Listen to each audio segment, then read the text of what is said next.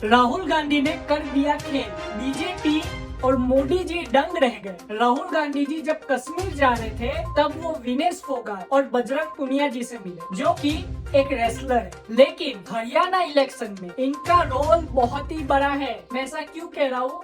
क्योंकि इन लोग ने आंदोलन किया था जो फॉर्मर WFI के चीफ है ब्रुजभूषण सिंह, उन पे यौन उत्पीड़न का आरोप लगाया था विनेश फोगाट, साक्षी मलिक और बजरंग पुनिया और जो दूसरे रेसलर है उन लोगों ने। अब हरियाणा में अगर विनेश फोगाट और बजरंग पुनिया कांग्रेस में ज्वाइन हो जाते और अगर वो असेंबली इलेक्शन लड़ते तो ये सिर्फ उनके असेंबली को नहीं बल्कि पूरी की पूरी हरियाणा पॉलिटिक्स को चेंज करके रख देगा और कांग्रेस की बम्पर जीत होगी। क्योंकि मोदी जी और अमित शाह जी ने जिस तरीके से रेसलरों पे कंट्रोल किया और पुलिस भेजी, उससे पूरा हरियाणा और पंजाब का जो किसान है वो नाराज है। और एक बात और मैं बता दूं कि विनेश फोगाट जी ने जो फार्मर प्रोटेस्ट था उसका भी समर्थन किया था।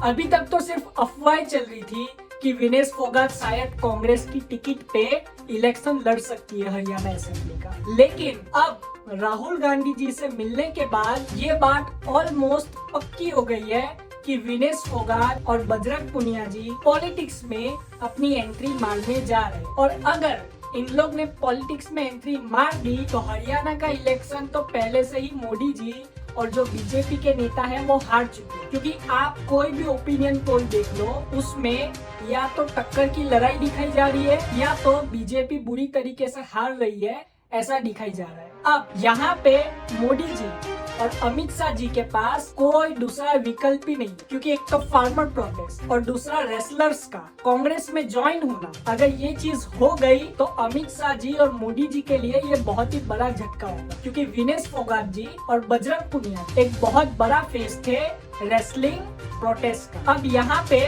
जो भी रेसलर कांग्रेस में आएगा, क्योंकि राहुल गांधी जी से मिले हैं वो, पहले तो ये सीधा सीधा संदेश दे दिया गया हरियाणा में कि हम रेसलर्स के साथ हैं राहुल गांधी जी के द्वारा। अब इन लोग ने अगर पार्टी ज्वाइन की तो सबसे पहला फायदा होगा जाट वोट पे, क्योंकि जाट जो है वो रेसलर्स के साथ है। वो सीधा सीधा हरियाणा में कांग्रेस को वोट करेंगे। जो रूरल एरिया से, जो कि गाँव का एरिया है, वहाँ पे तो दिखाई दे रहा है कि कांग्रेस बहुत ही मजबूत है। अब बीजेपी के लिए जो अर्बन एरिया है, मतलब सिटी एरिया जहाँ पे बीजेपी के वोटर्स हैं, वहाँ पे वोट खींचना बहुत मुश्किल होगा। क्योंकि अगर उन लोग ने भी रेसलर्स का साथ दे दिया तो बीजेपी के लिए इम्पॉसिबल हो जाएगा हरियाणा का इलेक्शन जीतना। इसीलिए आप अभी देखोगे तो हरियाणा के इलेक्शन में बीजेपी इतना जोर नहीं लगा, बल्कि बीजेपी जम्मू एंड कश्मीर में ध्यान दे रही, क्योंकि बीजेपी को भी बहुत अच्छे से पता है कि हरियाणा का इलेक्शन वो 90% से प्लस चांस है